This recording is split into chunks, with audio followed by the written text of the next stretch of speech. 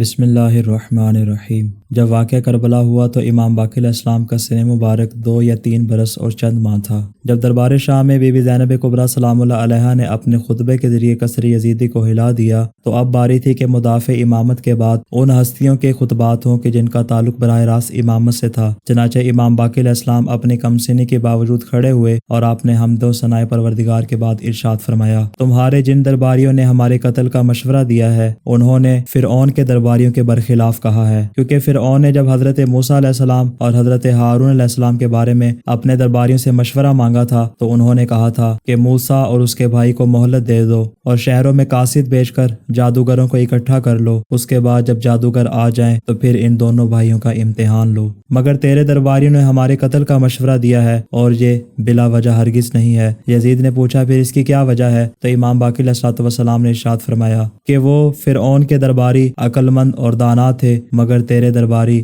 فریب خوردہ اور ناسمجھ ہیں، اس لیے کہ ناپاک لوگوں کے علاوہ اور کوئی بھی انبیاء اور اولاد انبیاء کے قتل کا ارتکاب نہیں کرتا۔ جب یزید نے امام باقر علیہ السلام کی یہ فصیح و بلیغ گفتگو سنی وہ خاموش ہو گیا، کیونکہ اس کے پاس کوئی جواب نہ تھا سوائے اس کے کہ چوب خیزرہ کے ذریعے لبہائے مبارک امام مظلوم کی توہین کرے۔ جب اس نے امام باقر علیہ السلام کے خطبے کے بعد لبہائے مبارک کی توہین دوبارہ کرنا شروع کی تو یہ منظر امام مظلوم کی معصوم شہزادیاں دیکھ رہی تھیں۔ ان سے یہ منظر دیکھا نہ گیا۔ انہوں نے بلند آواز سے گریہ کیا اور یزید کو مخاطب کر کے فرمایا، اے یزید، کیا بھلا رسول خدا کی بیٹیوں کو بھی قید کیا جاتا ہے؟ بس یہ سننا تھا کہ سارا دربار مضطرب ہو گیا اور لوگوں نے منہ پھیر کر رونا شروع کر دیا۔ یہ منظر دیکھ کر یزید مزید بوکھلا گیا اور اسے کچھ سجائی نہیں دے رہا تھا، تو اپنے کرتوتوں کو چھپانے کے لیے اور خود کو ان تمام واقعات سے لاابالی ظاہر کرنے کے لیے اس نے معصوم بچیوں کی جانب دیکھ کر کہا، اے میری بھتیجیوں، جو کچھ بھی تمہارے ساتھ کیا گیا ہے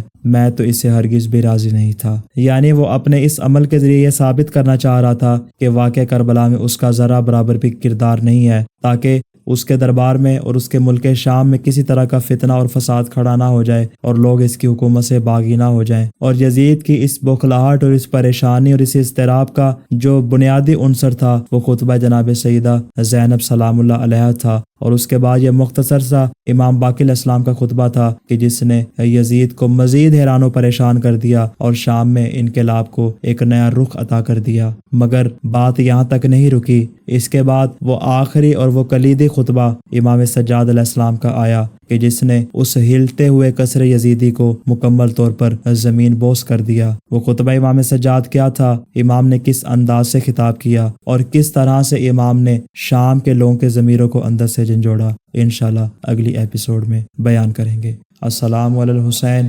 وعلی علی ابن الحسین وعلی اولاد الحسین